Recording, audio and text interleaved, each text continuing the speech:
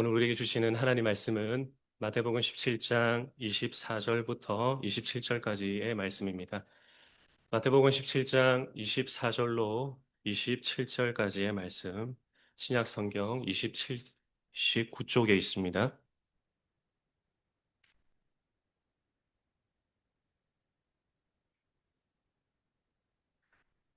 찾으신 줄 알고 제가 봉독하도록 하겠습니다. 가버나움에 이르니 반세계를 받는 자들이 베드로에게 나와 이르되 너의 선생은 반세계를 내지 아니하느냐 이르되 내신다 하고 집에 들어가니 예수께서 먼저 이르시되 시몬아 내 생각은 어떠하냐 세상 임금들이 누구에게 관세와 국세를 받느냐 자기 아들에게냐 타인에게냐 베드로가 이르되 타인에게니이다. 예수께서 이르시되 그렇다면 아들들은 세를 면하리라. 그러나 우리가 그들이 실족하지 않게 하기 위하여 내가 바다에 가서 낚시를 던져 먼저 오르는 고기를 가져 입을 열면 돈 한 세겔을 얻을 것이니 가져다가 나와 너를 위하여 주라 하시니라. 아멘. 이것은 하나님의 말씀입니다. 오늘 제가 하는 이 설교는 5년 전이었을까요? 제가 광교 장로교 부목사로 있던 시절에 한창 코로나가 심한 그때 이제 했던 설교입니다. 그때는 이제 거리 제한 정책이 있었기 때문에 그 팔달구 연무동에 있었던 그 2층 예배실에 한 6가정 남짓 모였을까요? 제가 그 앞에서 했던 설교인데 뭐 했던 설교라고 또 해도 되느냐 생각하실 분이 있을지 모르겠지만 그 이후로도 참 이 복음에 대한 개인적인 이해가 좀 깊어졌다고 생각이 들기도 하고 어, 또 개인적으로 또 이 말씀을 좋아하기도 합니다. 그래서 오늘 이 본문 말씀 가지고 은혜를 나누고 싶은 생각에 어, 이렇게 설교를 하게 되었습니다. 어, 저와 여러분은 이 민주주의 사회에서 살아가죠. 얼마 전에도 전국 동시지방선거가 있었는데요. 여러분이 지지하는 후보에게 다들 한 표를 행사했을 것입니다. 뭐 우리가 총선이든 대선이든 아니면 지방의 기초단체장을 뽑는 일이든 우리는 저마다 기대를 잔뜩 담아가지고 내가 지지하는 후보들에게 소중한 한 표를 행사합니다. 우리가 행사하는 한 표 안에는 내가 꿈꾸는 어떤 정치적인 이상과 바람들이 다 투영되어 있기 마련이죠.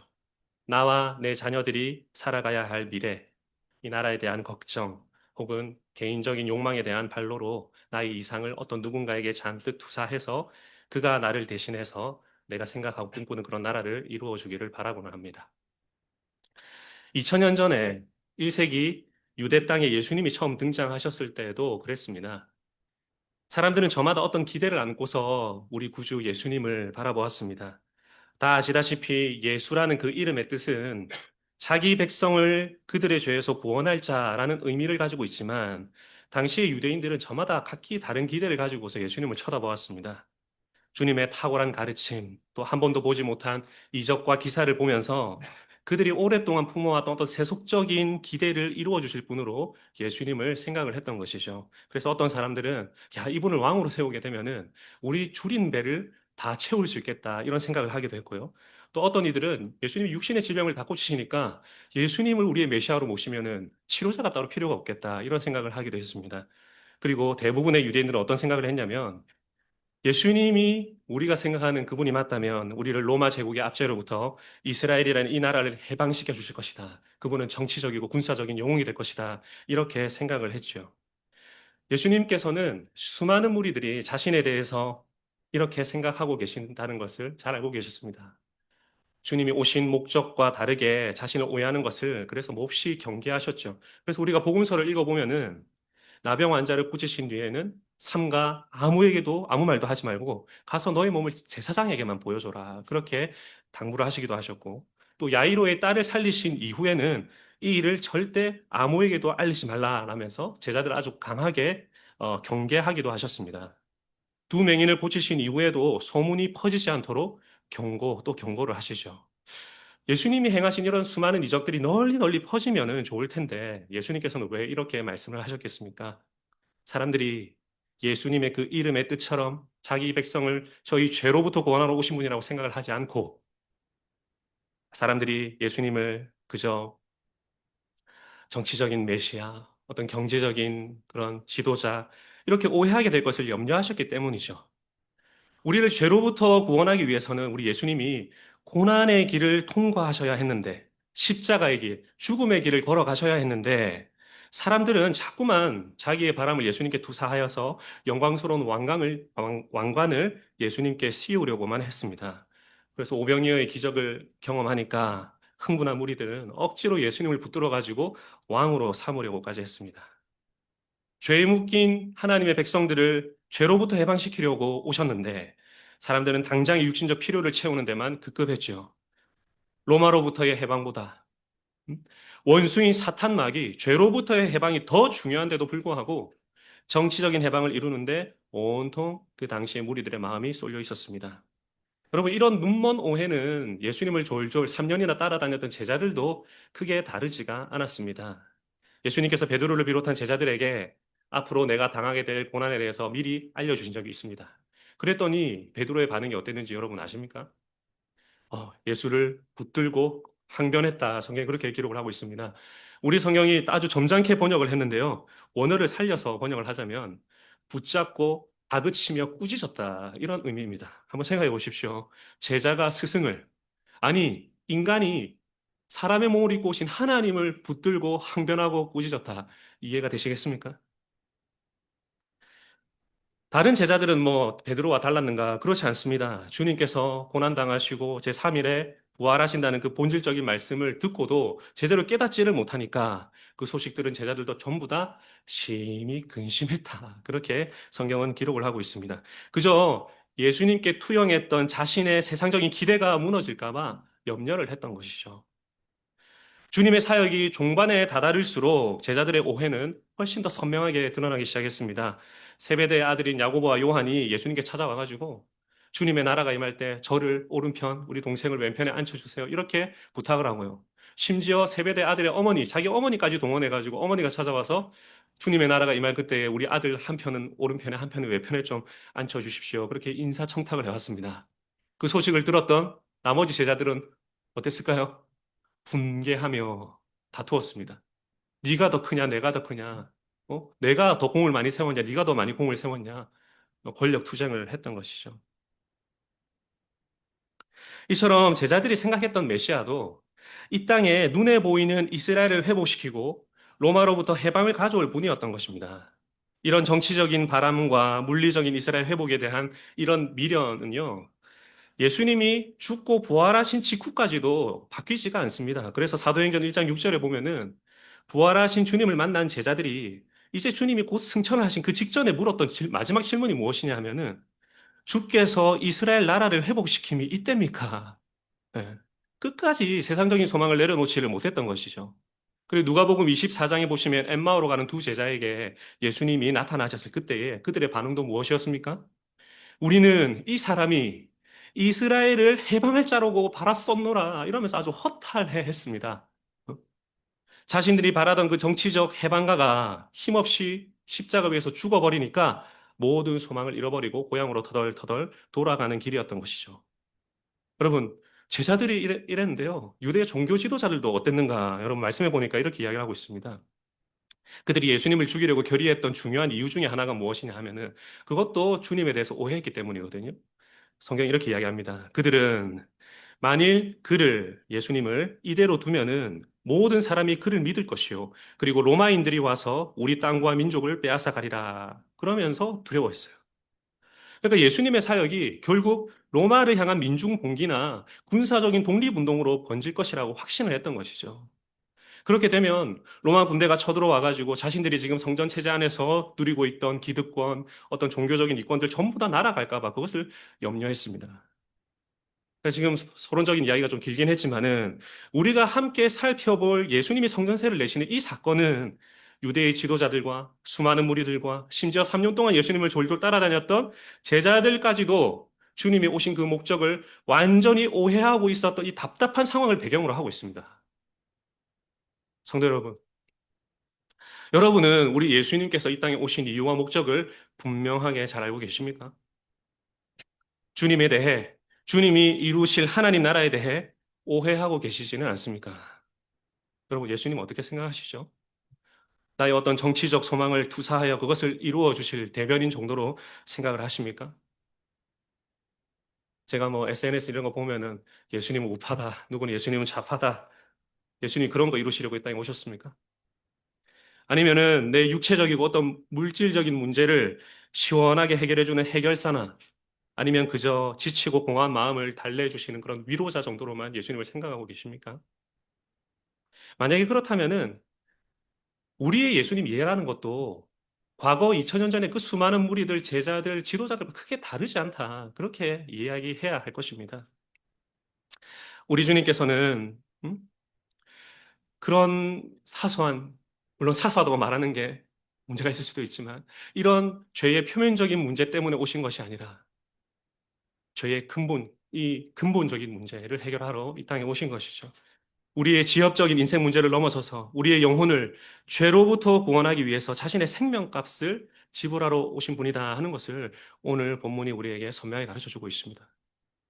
그럼 죄로부터 구원이라는 것은 단순히 죽어가지고 천당 가는 보험 같은 게 아니죠. 우리의 삶을 무너뜨리는 모든 나쁜 일의 뿌리들을 한번 생각해 보십시오. 이 세상에 망가진 가정이 존재하는 이유가 무엇입니까? 그거 들어가 보면 죄 때문입니다. 일상 속에서 매사에 날이 서 있고 타인을 향해서 신경질적으로 뾰족하게 도단하는 일그러진 성품의 밑바닥에는 무엇이 있을까요? 죄가 있습니다. 왜 지구상의 잔혹한 전쟁이 그치지 않고 수많은 이들이 고통을 받습니까? 그 문제의 뿌리에도 죄가 있습니다. 우리가 더 좋은 나라, 더 살기 좋은 도시를 만들고자 한 인물에게 기대를 걸고 대통령을 만들어주기도 하고 국회의원을 만들어주기도 하는데 정치가 매번 우리를 실망시키는 그 이유도 무엇인가 하니까 결국 그 뿌리에 놓여 있는 죄 때문이죠. 세상 모든 문제의 가장 깊은 뿌리가 바로 죄의 문제다 그 말입니다. 따라서 예수님을 그저 삶의 겉표면에 드러난 몇 가지 증상이나 고쳐주시는 분으로 생각하고 있다면 그것은 우리 주님을 오해하고 있는 것입니다. 주님을 통해서 나의 야망을 이루고 정치적인 소망을 이루려고 하는 것 역시 주님을 철저하게 오해하고 있다 그 말입니다. 오늘 본문은 우리가 읽지는 않았지만 22절과 23절에 붙어 있죠. 이 사건이 무엇인지 대충 눈으로 보시면 바로 아실 것입니다.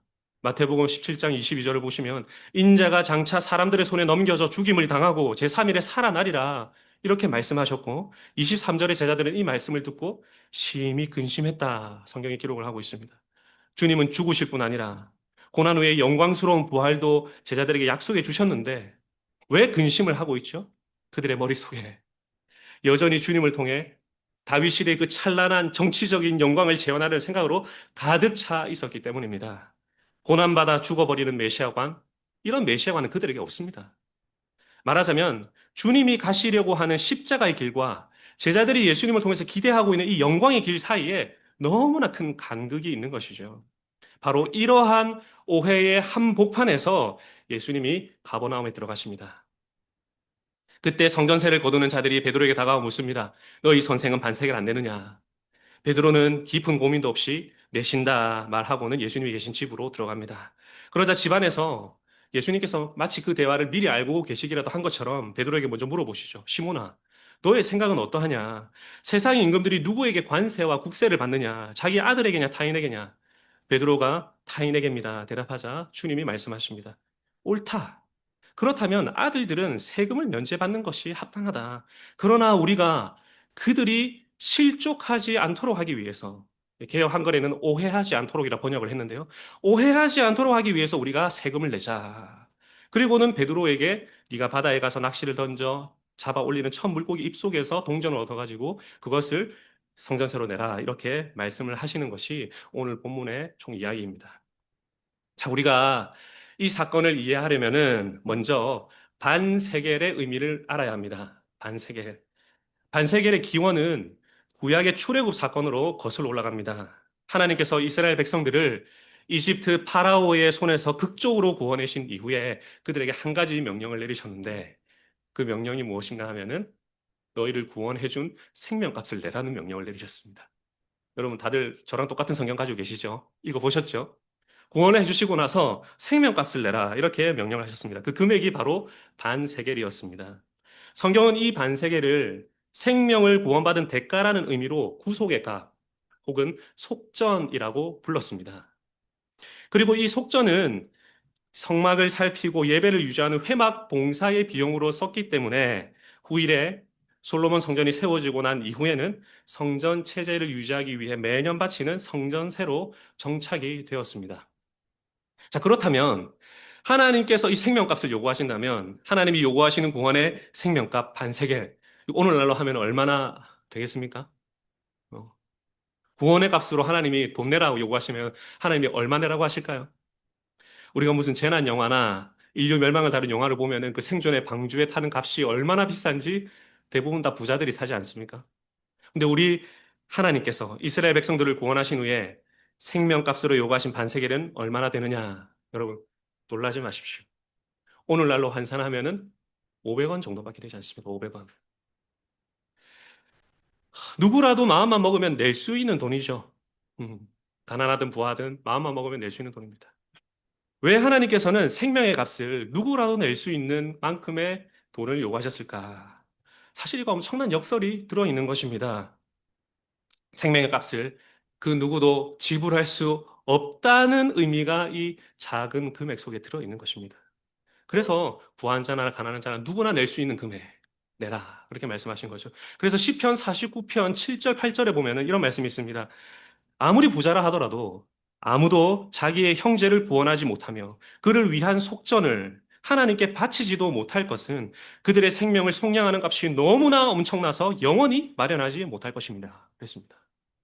생명의 값으로 요구하신 이 반세겔 속에는 하나님의 구원이 엄청나다 하는 은혜의 의미가 들어있는 것이죠. 그래서 출애굽기 30장 15절에 보면은 너희의 생명을 대속하기 위하여 여호와께 이 속전을 드릴 때에 부자라고 해서 반세겔에서 더 내지도 말고 가난한 자라고 해서 덜 내지도 말라. 무조건 다 내야 되는 돈입니다. 그렇게 명령을 하셨습니다. 이거 너희가 구원의 은혜를 좀 알아라는 말 아니겠습니다? 아니겠습니까? 한 사람도 예외 없이 다 낼 수 있도록 해주셨다는 것은. 그리고 하나님 앞에서 이 부유한 자나 가난한 자나 그 생명 값이 동일하다. 그 가치가 조금도 다르지 않다는 의미도 들어있겠죠. 우리가 이런 이해를 가지고서 주님과 베드로의 대화로 다시 한번 들어가 봅시다. 성전세가 곧 하나님 앞에 바치는 생명값, 구원의 값, 속전이라 한다면은 우리 예수님께서는 이 생명값 바칠 필요가 있겠습니까? 없겠습니까? 너무 당연한 답이라서 대답을 안 하신 건가? 다시 한번 물어볼까요? 우리 예수님은 이 생명값을 내야 될까요? 안 내야 될까요? 당연히 안 내셔도 되죠. 내실 필요가 없습니다. 여기에는 두 가지 명백한 이유가 있습니다. 첫째는 예수님은 성전 주인이신 하나님 아버지의 아들이시기 때문에 그렇습니다. 예수님의 질문과 대답처럼 세상의 왕은 자기 자녀에게 세금을 걷지 않고 타인에게만 걷기 때문에 아들은 세를 면한다. 맞다. 그러지 않으셨습니까? 성전 누구 집입니까? 요한복음 2장에 보니까 예수님이 성전을 청결하게 하신 이후에 내 아버지의 집으로 장사하는 집을 만들지 말라 하셨습니다. 그러면 이 성전 누구의 집입니까? 예수님의 아버지의 집입니다. 성전은 예수님의 아버지의 집이고 예수님은 그 아버지의 아들이시죠. 예수님이 12살 때 예수의 부모가 아들을 잃어버렸다가 사흘 만에 겨우 다시 만나가지고 어머니가 애끓는 마음으로 네가 어찌하여 우리에게 이렇게 하였느냐 그렇게 물으셨던 적이 있습니다. 그때 예수님의 대답이 무엇이었습니까? 내가 내 아버지의 집에 있어야 될 줄을 알지 못하셨나이까 그랬어요. 그러니까 성전은 예수님의 아버지의 집이고 그 집 주인의 참된 아들은 예수님입니다. 아들은 세를 면한다고 했기 때문에 예수님은 성전 세를 낼 이유가 전혀 없으신 분이죠. 그리고 두 번째로 예수님은 구원을 받아야 할 대상이 아니시기 때문에 성전세를 낼 필요가 없습니다. 출애굽의 속전은요, 죄 아래에 매여 있는 인간들이 구원받았다는 표시로 내는 돈입니다. 우리 주님은 비록 육신으로는 아브라함의 후손이고 유다 지파의 혈통으로 이스라엘 백성으로 이 땅에 오셨지만은 여러분 잘 아시다시피 이분은 성령으로 잉태되셨기 때문에 죄가 없으신 분이잖아요. 그런데 죄로부터 구원받은 속전을 내실 필요가 있겠습니까? 그래서 성경에 보니까 고린도후서 5장 21절에 그는 죄를 알지도 못하시는 분이다 이랬고요. 베드로전서 2장 22절에 보니까 죄를 범하지 아니하시고 그 입에 거짓도 없으신 분이다 이렇게 말을 했습니다. 그러니까 주님은 죄로부터 구원받으실 분이 아니시죠. 도리어 우리를 구원하러 오신 분입니다. 그러니까 성전의 주인이신 하나님의 아들이라는 신분 하나, 그리고 구원이 필요 없는 무죄한 분이라는 사실 하나 때문에 주님은 사실 성전세 반세계를 내지 않으셔도 되는 이 땅의 유일한 사람이라 그 말입니다. 그럼에도 불구하고 우리 주님께서는 오늘 놀라운 결정을 내리세요. 본문 27절의 말씀입니다. 이거 다 같이 한번 읽어볼까요? 27절 시작.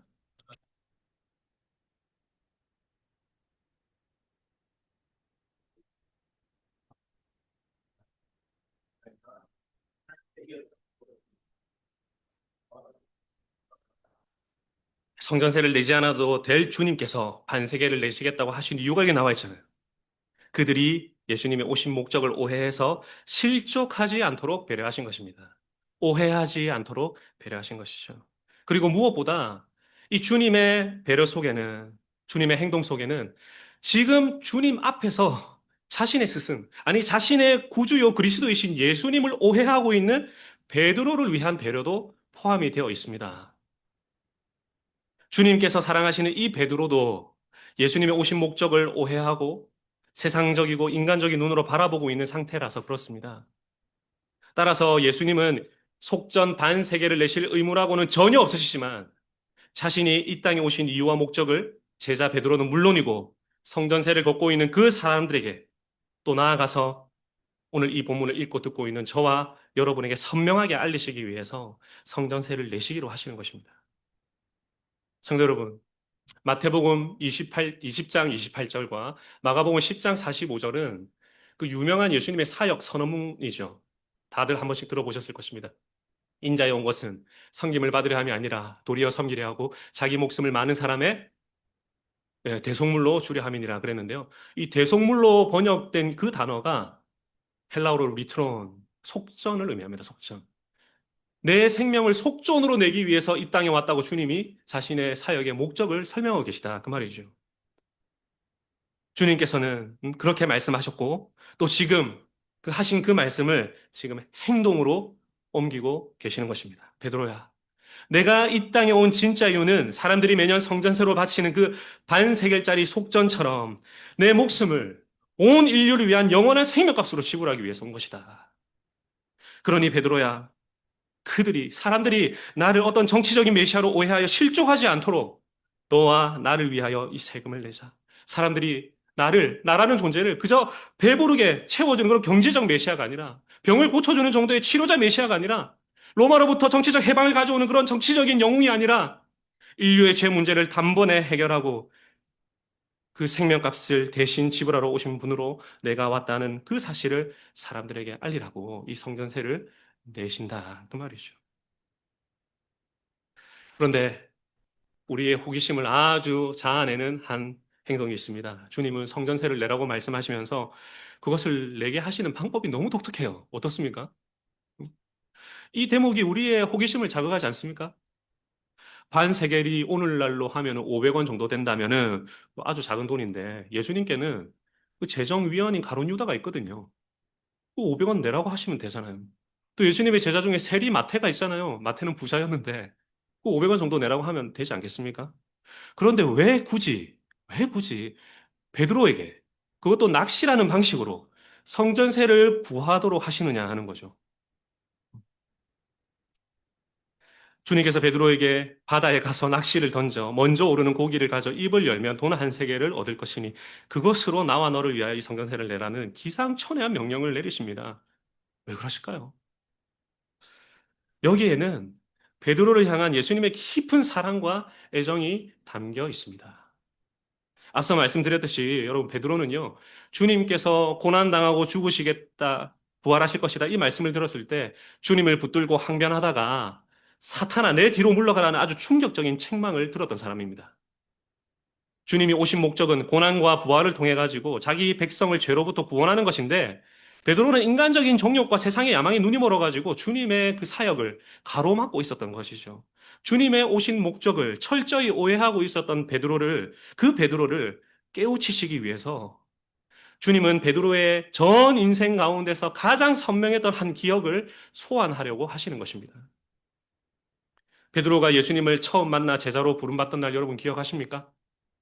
밤이 새도록 눈물겹게 그물질을 했지만 단 한 마리의 물고기도 잡지 못했던 그 새벽이었습니다.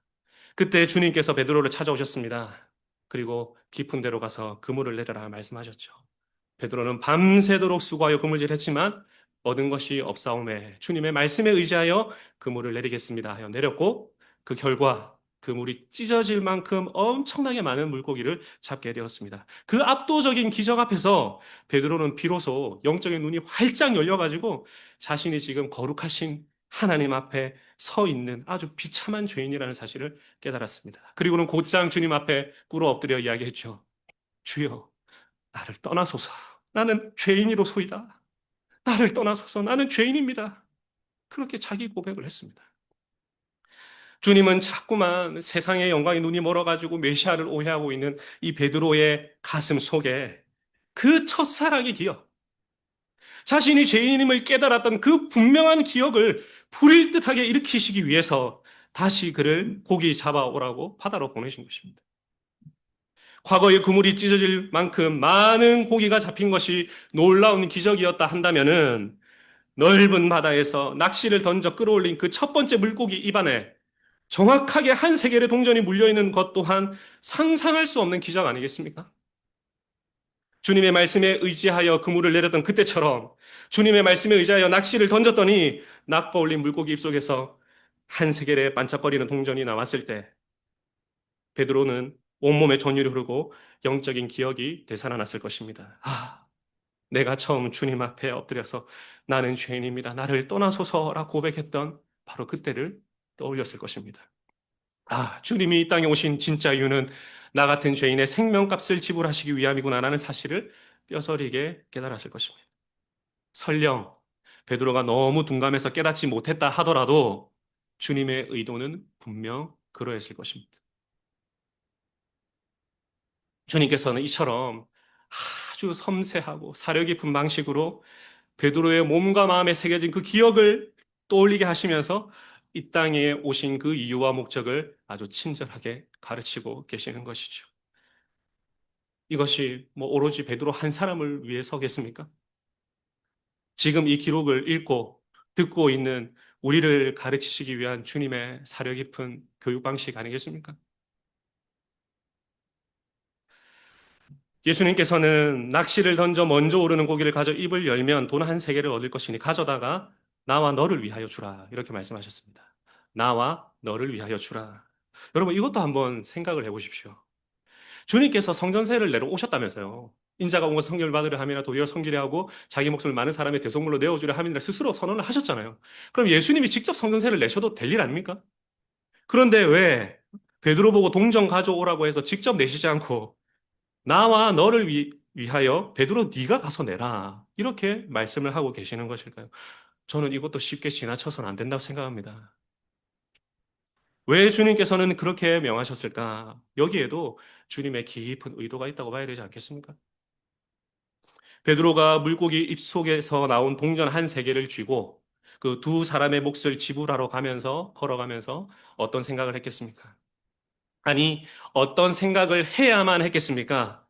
아, 내 힘으로는 낼 수 없는 생명의 속전 그 반세계 주님이 대신 내주시는구나. 여기까지는 당연히 생각이 미쳤을 것이고, 또, 왜 예수님께서 예수님 자신을 위해서도 내라고 말씀하실까? 성전세를 내실 필요라고는 전혀 없는 성전의 주인 되신 하나님의 아들이신데, 왜 예수님을 위해서도 내라고 하시지? 주님을 보면서 죄가 없으신 그분이 나의 생명값 지불하시려고 나와 똑같은 죄인의 모습으로 오셨구나. 주님께서 나와 똑같은 죄인의 모습으로 오셔서 나를 살리시려 고난과 죽음으로 영원한 속전 내어주시기 위함이구나 하는 생각을 해야 했을 것입니다. 이 사실을 생각하고 깨닫기를 바라는 주님의 의도가 나와 너를 위하여 베드로 너가 가서 내거라는 말 속에 담겨 있다고 봐야 되지 않겠습니까? 사랑하는 성도 여러분, 예수님의 33년의 일생은요, 한마디로 하면은 우리 대신 생명의 속전을 내기 위해 준비되고 들여진 인생이었습니다. 인간적인 관점에서 보자면 주님의 생애는 죽기 위해 사신 삶이었습니다. 주님께서 이 땅에 계시는 동안에 무슨 세상의 학식으로 자신을 높이거나 지위를 탐하신 적이 있습니까? 아니면 결혼을 하고 가정을 꾸리고 자녀를 낳아서 세상적인 그런 행복을 맛보시기를 했습니까? 오직 택하신 백성들의 죄값을 십자가에서 지불하시려고 전 생애를 죽음에 초점을 맞추고 사셨습니다. 주님의 삶의 목표는 죽음이었고 십자가였습니다. 고난을 통과하여 영광의 이름으로써 저와 여러분을 죄의 결박에서 완전히 건져내시는 것이 주님의 삶의 이유와 목적이었다. 그 말입니다. 여러분은 이 예수님 어떤 분으로 생각하며 사십니까? 오늘날에도 1세기 당시 주님을 쫓았던 수많은 무리처럼 예수님에 대해서 오해한 채로 따르는 이들이 적지 않은 것 같습니다. 예수라는 이름과 교회의 힘을 빌려서 나의 야망을 이루고 내 정치적인 신념도 관철시키고 예수 이름, 교회 이름 팔아가지고 돈도 벌고 하는 이들이 얼마나 많은지 모르겠습니다. 만약 우리가 예수님을 생각할 때 나를 대속하시고 생명값을 지불하시는 분으로 깊이 만나지 못한다면은 사실 우리는 예수님 제대로 모르고 있는 것입니다. 그렇기 때문에 오늘 마지막으로 주님이 베드로에게 명하신 말씀 가운데서 우리가 결코 놓치지 말아야 한 단어에 주목을 해봐야 되겠습니다. 우리 27절을 다시 한번 눈으로 보실까요? 27절을 보시면은 주님이 이렇게 말씀하시죠. 우리가 그들이 오해하지 않게 하기 위하여, 실족하지 않게 하기 위하여라 그랬습니다. 여기에 지금 주님께서 내가라고 말씀하시지 아니하시고 우리가라고 말씀하시는 것을 주목해 보십시오. 이 우리가 속에 당연히 예수님 포함되어 있을 것이고 또 누구를 포함해서 이 말씀을 하시는 것입니까? 그렇죠. 베드로를 포함해서 지금 말씀하고 계시는 것이죠. 세상 사람들이 메시아에 대해서 오해하지 않도록 저들의 오해를 거두어야 할 책임이 주님만이 아니라 베드로 너에게도 주어져 있다는 말입니다. 주님은 계속해서 가르치셨죠. 내가 어떤 메시아인지 사람들이 오해하지 않도록 계속 경계도 하셨습니다. 그런데 베드로는 어떻습니까? 지금까지 오해하고 있어요. 하지만 나아가 앞으로는 예수님이 단순히 세상의 문제를 고치러 오신 분 정도가 아니라 그 문제의 뿌리인 이 죄의 문제를 해결하러 생명의 속전을 내려오신 구원자이시다는 사실을 올바르게 이해해야 했습니다. 그리고 더 나아가서 본인만 잘 이해할 뿐 아니라 세상의 수많은 무리가 예수님에 대해서 오해하지 않도록 방파제 역할을 해야 했던 것이죠. 그리고 그는 교회의 기초고 터가 되어야 될 사도였기 때문에 누구보다 주님이 오신 목적을 선명하게 깨닫고 온전하게 증거해야 할 막중한 책임이 있는 증인이기도 했습니다. 안타깝게도 성전세 이 사건 이후에 베드로를 비롯한 제자들의 메시아 이해는요, 오순절날 성령이 임하기까지는 바뀌지 않아요. 예수님이 그 다음에도 순환 예고를 말씀하시고 여러 번 말씀하셔도 오해가 바뀌지 않습니다. 부활을 목격한 이후에도 숨어 다닙니다. 하지만 마침내 약속하신 성령이 그들에게 임하셨을 때 그들의 영적인 눈이 완전히 열려서 주님의 십자가와 부활의 본질을 깨닫게 됩니다. 그리고 그날 이후로 베드로의 메시지, 제자들의 메시지, 사도 바울의 메시지 다 보십시오. 예수 그리스도의 죽으심과 부활에 대해서 어디를 가든지 이 본질적인 메시지만 전하고 다닙니다. 더 이상 세상의 떡이나 로마로부터의 어떤 정치적 독립이 아니라 예수 그리스도의 죽으심과 부활, 그리고 그 이름을 힘입어 죄인들인 너희도 구원 얻을 수 있다는 그 구원의 길을 선포하고 다녔습니다. 주님의 전 생애가 여기에 초점이 맞춰져 있었던 것처럼 성령 받은 사도들의 전 생애도 오직 죄로부터의 구원을 전하는 메시아로 꽉 찬 그런 대속의 증인으로서의 삶을 살았던 것이죠. 오늘날 어떤 이들은 교회를 향해 비판 섞인 목소리를 냅니다. 세상에 이처럼 사회적 모순과 경제적인 가난, 정치적인 갈등이 산적해 있는데 왜 교회는 매번 고리타분하게 죄로부터의 구원만 주구장창 외치고 있느냐라고 말입니다. 예수님과 사도들이 우리의 삶에 가득한 가난과 기근, 전쟁과 질병, 사회적 부조리 이런 고통들을 몰라서 오직 죄만 외쳤겠습니까? 죄로부터의 구원만 외쳤겠습니까? 누구보다 잘 아셨습니다. 죄가 가져온 결과가 무엇인지 누구보다 잘 알았습니다. 이 땅의 모든 고통, 우리의 삶을 피폐하게 만들죠. 그러나 우리가 반드시 기억해야 할 사실이 있습니다. 세상에 가득한 이 비극적인 문제들은 전부 다 죄의 결과로 나타난 증상일 뿐 근본적인 원인은 아니라는 점입니다. 예수님은 단순히 인간의 삶에 드러난 증상을 해결하기 위해서 오신 분이 아닙니다. 모든 비극의 근본 뿌리인 죄를 도려내고 해결하기 위해서 오신 것입니다. 물론 우리는 이 죄의 열매 결과에 해당되는 것들에 눈을 감으면 안 되죠. 그래서 우리 선배들, 우리 예수님처럼 병 고치는 것처럼 병원 세워가지고 병 고치고, 우리 예수님이 가르치셨던 것처럼 학교 세워서 가르치고, 돌보셨던 것처럼 고아원 세워가지고 돌보시고, 구bil원 세우고 하시지 않았습니까? 근데 그 목적이 무엇이었습니까? 죄로부터 구원하는 이 예수님, 이 복된 소식 전하려고 그거 다 한 겁니다.